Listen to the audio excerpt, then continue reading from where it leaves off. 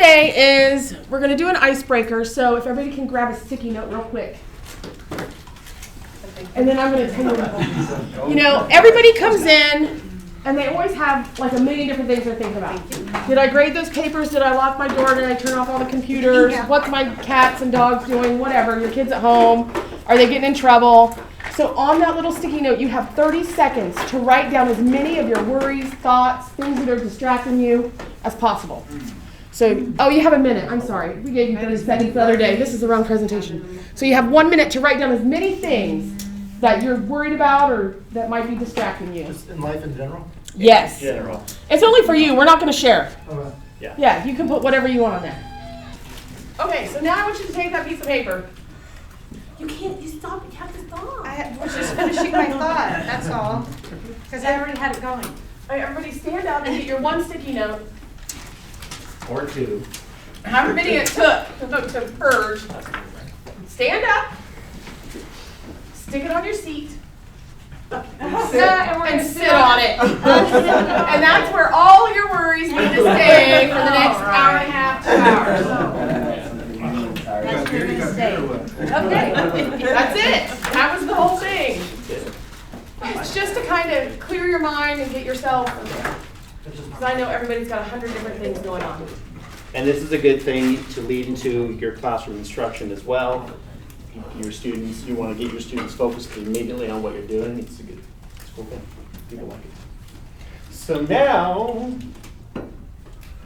so we're going to do the parking lot a little bit different. Instead of having you guys write it on the Post-it note and then put it on the board, we're going to have you go to this link. You can use your phone. It is case sensitive.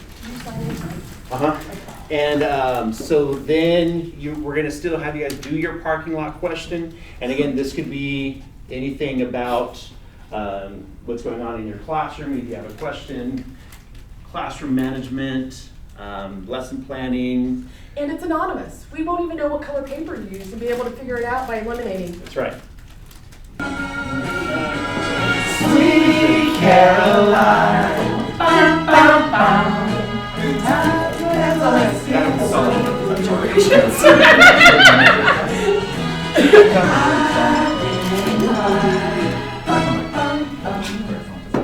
So do you want to do one of these or come back to it?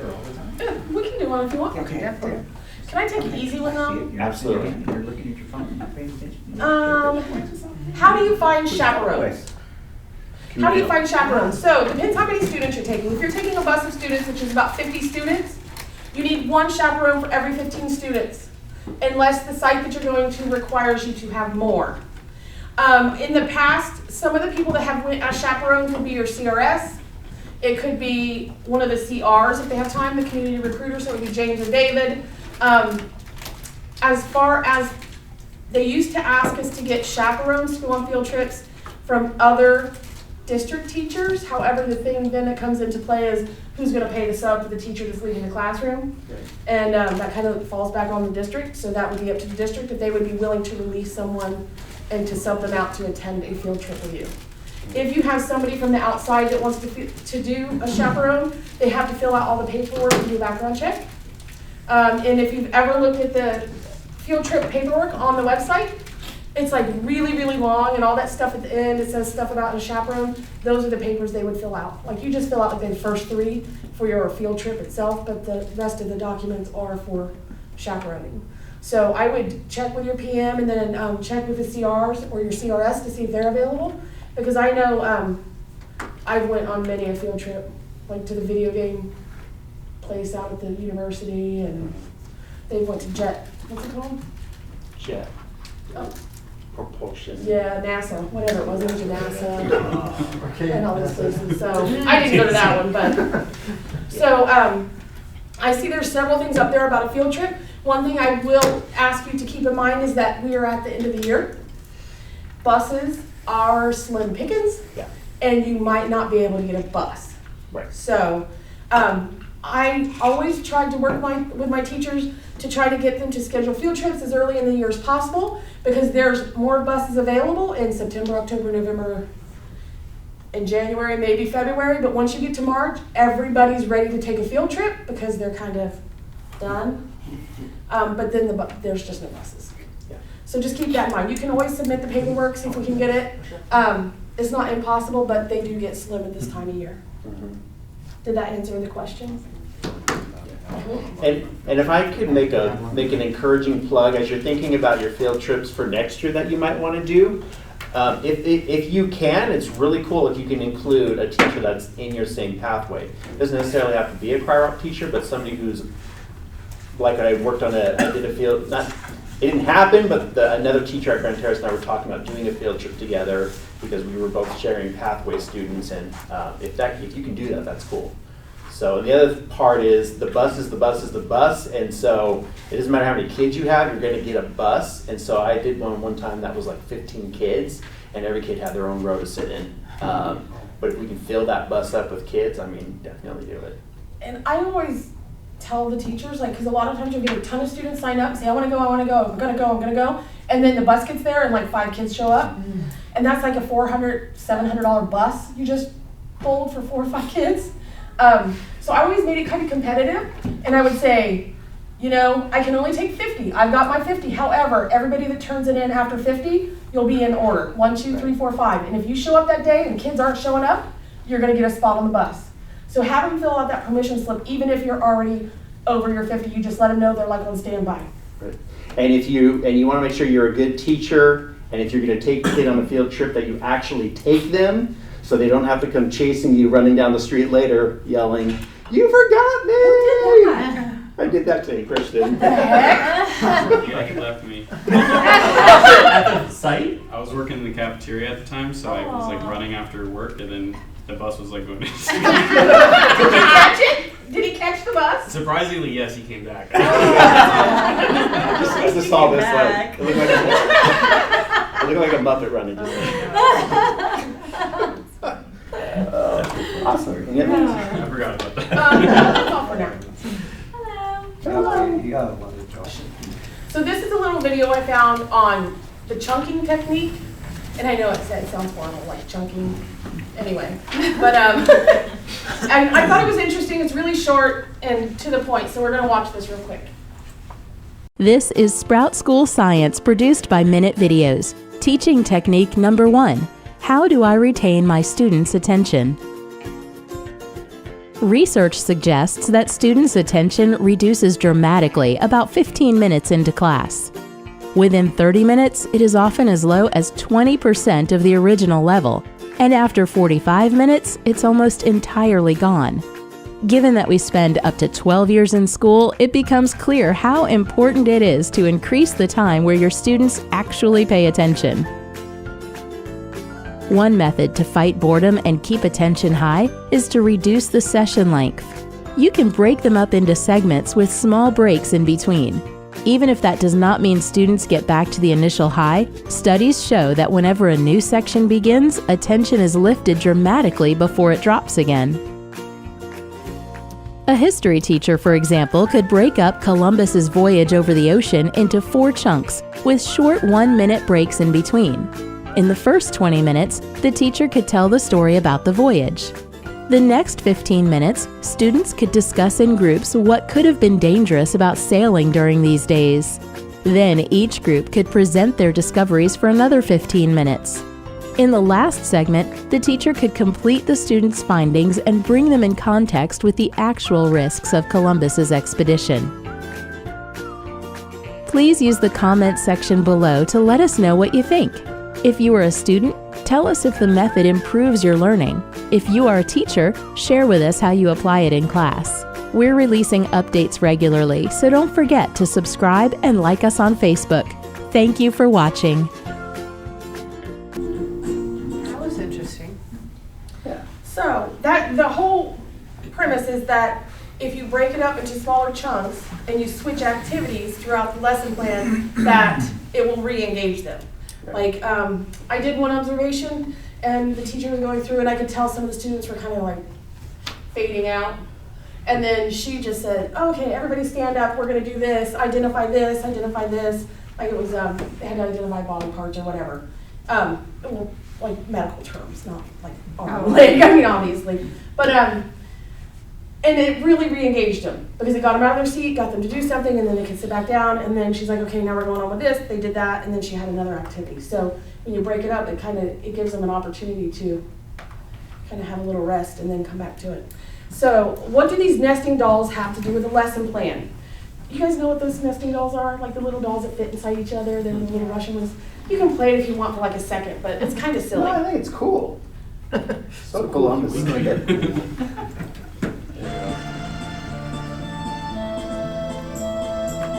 screen this.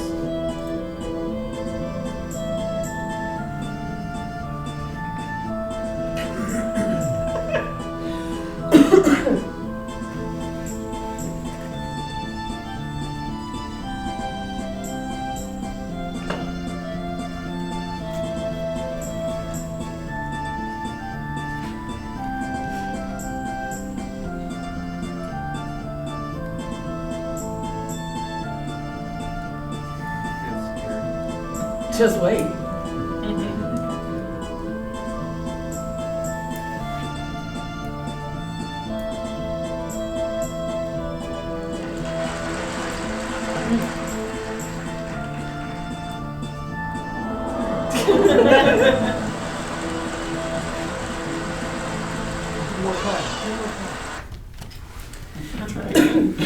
So I know that's kind of weird, and then you can see the people behind it on the big screen. I couldn't really see it on the little computer screen, but I thought it was interesting. So my idea was that the outermost doll, the largest doll, represents your objective and all the parts of your lesson plan. Okay, all the parts of your lesson plan that are listed on those lesson plans that you guys are supposed to fill out, right? And then each of the subsequent dolls represent the chunks of your lesson plan. So some of the naturally occurring chunks, that's what I call them, is like your anticipatory set, or AKA how you hook your students when they first come in the classroom. The second chunk would be input. How are you going to provide input to your students? Provide the information that they need to do whatever activity you're going to do. The third chunk would be their guided practice. It would be walking them through the activity or a piece of an assignment that you want them to do so that they have a sample. And then chunk 4 is independent practice. That's when you turn them loose and let them demonstrate it or do the project or whatever it is that you give them on their own. On the right-hand side there, you see it says checking for understanding is sprinkled throughout. I don't feel that you can list the things you'll do for checking for understanding, but it's something that you do at each section of the lesson or each chunk. That way you can make sure that you can adjust your teaching. If you notice that a majority of the class isn't getting it or doesn't understand, you can go back and say, okay, now let's try this and walk it through, and then try to start the next chunk again, okay? So those are the 4 chunks. I think I have 5 on the other one because I added closure, but we'll talk about that a little bit later. So what we're gonna do is we're gonna kind of go through a lesson plan, and and whoever sent me this one will probably notice it's your lesson plan. Some of you sent them, some of you didn't, and it's fine. I had enough that I could use them for the activity today. So the first one, when you come up with your lesson plan or the topic you want to cover, you want to make an objective. You want to decide what it is they're going to be able to do when you're done with the assignment, or done with the project, or done with the unit, okay? So for this one, what will they be able to do at the end of the lesson? Identify 13 principles of game design within a game with 80% accuracy, okay? That's the first one. The second one is describe each of the 13 principles of game design with 100% accuracy. Like list what they are and then describe them. So, and that's what you develop your lesson plan around, because that's the end goal. Like if you don't know where they're going, how can you guide them to it, right? So if you always decide what it is they're gonna do at the end, and that's your target, then you develop your lesson plan around the objective or multiple objectives that whatever, because some of them will have more, some of them will have less, okay? Does anybody have any questions on that? Does anybody remember the different parts of an objective? Anybody? So it was, it has to be quantifiable, so it's the 13 principles, right? And when do you know that they're competent? I put 80% or 100%, those are the things they need to be able to do at that level to demonstrate that they've mastered that. And the activity that they're going to do is identify, and they're going to describe. So you have to have all those parts. It has to be measurable, because if you just say, oh, my students will analyze a video game. How do you know if they analyzed a video game? you have to break it down, like what specific things do you want them to do when you're analyzing it? Does that make sense? So they might analyze the video game, but the objective is so that they can identify the 13 principles and describe them. Okay, so it's even smaller. That's the smallest piece.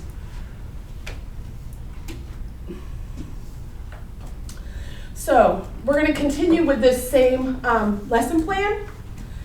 So for an example, a hook to get the students interested, you could watch a video clip or play a video game and have them list the details that like this is written to your students, so I put that on the board, that you notice about the video game and explain why you noticed those details or characteristics. Okay, so basically you're just going to play the video clip and say, watch this, and you want to list everything that you noticed about the video game. In the order that you noticed it, write down why you noticed it. Okay. After that, you can have each student go to the board and write one of the characteristics they noted on the board and say no duplicate. So everybody has to put something new up there. Because if everybody goes up there and says, oh, it's the color, you want them to list as many things as possible. Because this is like introducing them to the 13 principles without telling them their principles. It's like seeing what they notice first. Is everything they notice going to be one of the principles? Probably not, but you can redirect that once they pull out all the pieces that they've identified. And then you can ask them guiding questions like, did the game designer purposely use those details? Why do you think they would have done that? Do you think it's important that they use that color, those lines, that texture, that movement or speed or whatever? Why is it important for those details to be included in the video game? And do those details determine whether or not a video game is good? Like, do you think if it was just black and white, would it be the same experience as you had with it this time that you played it or watched it? And then on the board, you can review all the listed on the board and relate the ones that are the elements to the elements. Does that make sense? So right at the very beginning, you're going to have them either play a video game for a predetermined amount of time or play a clip of one and just have them write down everything that they notice. And this way you kind of see what they're seeing from their perspective. Okay? So that's the hook. Does anybody have any examples on, no, this is where I wanted them to write it down, right? On one of the big sheets on your tables, on this one person can just write hook at the top. And then underneath of it, I want you guys to think about your lesson plans that you've done in the classroom and what you've done to hook your students when they got into the classroom. What have you done to, yes, create interest? So write down anything you can think of. And it doesn't have to be a specific name, like strategies have certain names. If you say you have them read or you have them write a paragraph or whatever it is, just write it down. Okay, so now we're going to look at the input. So we're going to go back to the 13, oh, I'm sorry, it's not a very good sticky. You can just put it on the table and we'll come back to it. Going back to the 13 principles of design, principles of video game design, sorry. So the example would be to give a lecture, include in it all the information that you want them to have. So you would include each of them, a description of each of them, and probably provide a visual example of each of them. And throughout that process, you would want to check for understanding. You could play a video clip and ask students to name or identify one of the principles that they see. And then you could go around the room until all 13 of them have been identified. And then they would get to explain like where they see it at, what effect does it have on the game, on the play of the game or whatever. Provide 2 minutes for students to find an example of a specific principle of game design using the internet. I guess none of them are sticky. So when you do that, that would give you the opportunity to look at what they're finding and what they're presenting to you, and it would help you gauge how many students in the room are really grasping the information that you've provided them. So what happens if 50% of the students are picking out things that aren't even related to what you're talking about? You're going to have to go back to the beginning and find a new way to present it to them to see if you can get them to understand it. Sometimes I would also put them in groups or pairs and say, I want you to ask your neighbor to explain that to you. Like if I know one student has a really good grasp on it, then I would tell the student that's not getting it, ask them, because a lot of times what happens is, okay, we're going to go back up and I'm going to explain everything again. I'm going to say everything exactly the way I said it before, and you're still not going to get it. So it might be better for your student to ask a neighbor who has a grasp, because maybe they'll explain it in a way that they can understand it. Like I'm not real good at math. Until I graduated and I started working in retail, and somebody told me that 10% of a dollar was a dime. Do you know how enlightening that was to me? Because I had no clue I had no concept. I could not visualize a percentage. Like, what the hell's a percentage? I don't get it. And when my manager told me that, I'm like, I just think, are you kidding me? Do you know how many years I spent in math class and could not grasp that concept? I had a teacher lean over my desk one day, and he said, don't you ever take another math class. Hey, no problem. I had the last math class I ever took. So, needless to say, I became very good at using calculators. But when she told me that, and sometimes it's just, they just have to say it different or explain it different, and it's like, holy crap, the light just went off, you know? So just keep that in mind. If you find you're having a difficult time teaching a topic to students, you might try to pair them up with a student that you know has a good grasp, because they might be able to relate it to them in a way that they can understand it. So, and that's for input. That's what I chose to do for this particular thing, was to lecture, to make sure they had the 13 principles of design, and provide a description and visual examples. And those are how I check for understanding. Now on another piece of paper, get a big marker, and you're gonna write input. And then I want you to write down the things that you've done in class to get the information to your students. Yeah. Okay, so since you are here, Mrs. McClung, Yes, sir. let's do the question, graduation. Should we help with graduation? You know, I helped, not last year because my daughter graduated last year from RHS, but I helped the year before, and it really was a good way to connect with the admin. Like, they were really happy with me when I offered. I said, hey, do you want me to, help out? And I didn't really have a place for me, but they were like, just go here. Because some teachers don't show up, and then they'll just plug you right in. So if you go up to them and you say, hey, I'd like to help, it's kind of a nice experience. And you get to see your kids, like, up close walking across the stage, so. And it's kind of nice to see them graduate. It is, and Kind of sad, yeah. yeah. Realize how old you're getting? Yeah. I do. That's what happened to me.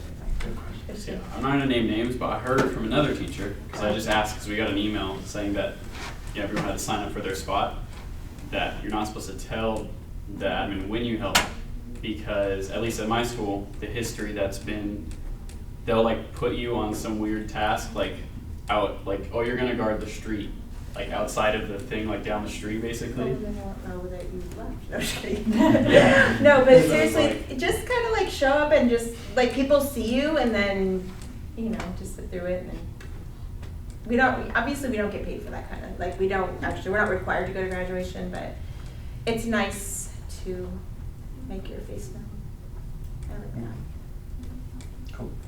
We'll do one more since you're here. What are some of your best year-end activities to keep students motivated, and yourself also? I do my mental health fair, which I know no one else has, but I do like a big project. I get them out of the classroom and I start to get them to explore, like, all this stuff now, you're the experts, how can we make a difference on the campus? So in April we do a mental health fair, and we invite people from industry, and they come out, and the students get a chance to like talk to other students and talk about what they've learned and what the resources are, and hey, yeah, you deal with anxiety, and they know how to talk to these kids now. So they take it and apply it. So I don't know how you would apply that. Maybe do like an end of the year, another arcade that you guys do or something like that.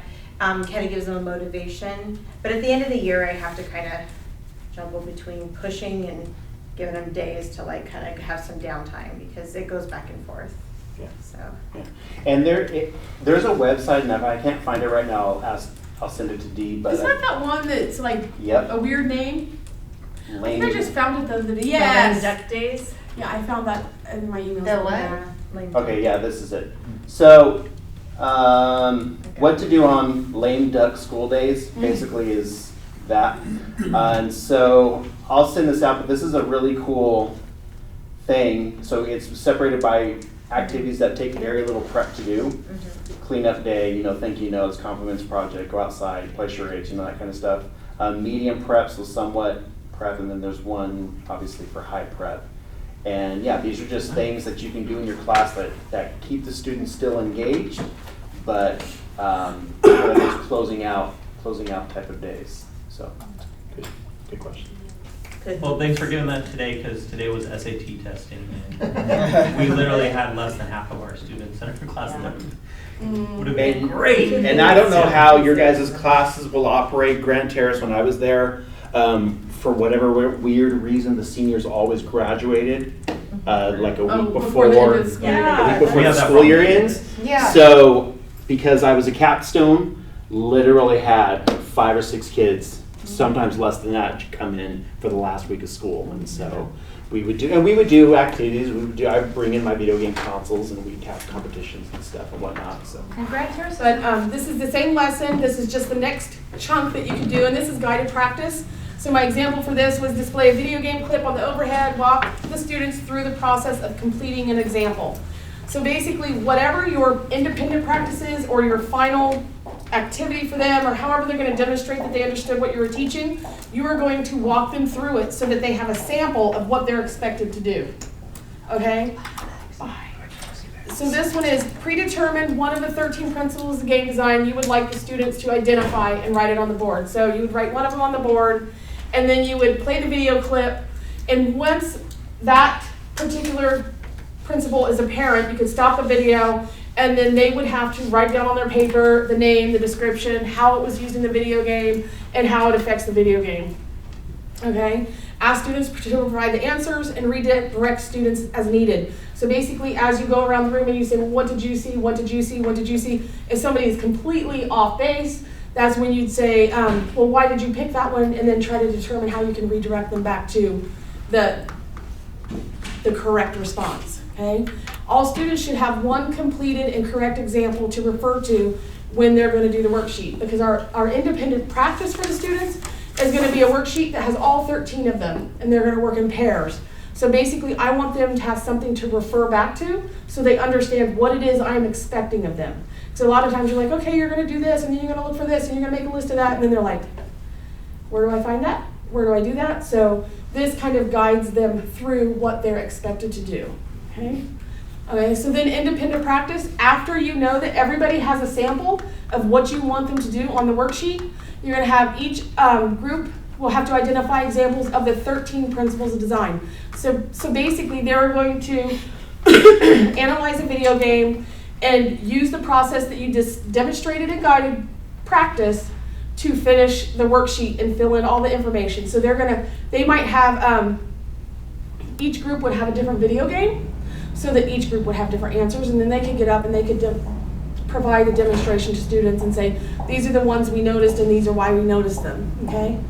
And then as they're doing that and working in groups to identify those things, you could go around and check on them to make sure that they're doing things correctly. And if there's any misunderstanding, then you can redirect them as needed, okay? So that would be their independent practice. That's the thing they're gonna do that's going to meet the 2 objectives, because they're going to identify those 13 principles of game design, and they're going to have to describe them, and I believe that's what the 2 objectives were. And this activity does that. You can determine that from this activity. We're going to skip the next one. Okay, so I'm going to give each table a lesson plan. Well, actually, it's really just a topic, and I'm not going to give, actually the ones that I have are people that are here, but I don't want to give it to the people that have already done the lesson in their class, so I'm gonna mix them up. Okay, so, and what's in your packet is there's just a couple copies of the lesson, or of the objective for the lesson gives you the topic and the objectives that you're trying to teach. And I want you guys to come up with a list of how you could introduce it, how you're gonna get them interested when they come in, how to do the input. And it's like, you can use the ideas that I provided, ideas that you put up here. I wanted you guys to have time to list those up there, but I'd rather you guys work together because I'm sure you guys have some ideas. But there's 2 copies of the objectives, and then this is actually everything that was on the slides that talks about input. Those are the examples that I already provided. Does that make sense? Okay, so closure. I just left this one to the end. Closure is just kind of like a recap. It could be an exit ticket. I know I saw Jesse the other day, and I thought it was kind of weird what he was doing because he went to a different topic, but he had, like, you guys, when you use your computer, well, you don't have to put them away. When you use the laptops in your room, you're like, okay, go put your laptops away, and then you have this dead time, and then you can't keep them on track. He gives them another topic on the board to keep them engaged because they're all going to have to do something with it before they leave. So that last 5 minutes while everybody's putting their computers away, they still have something they need to do. So he kind of uses that as closure. You can always look at how does the lesson you did today relate to what they're going to do tomorrow? How are they going to use it?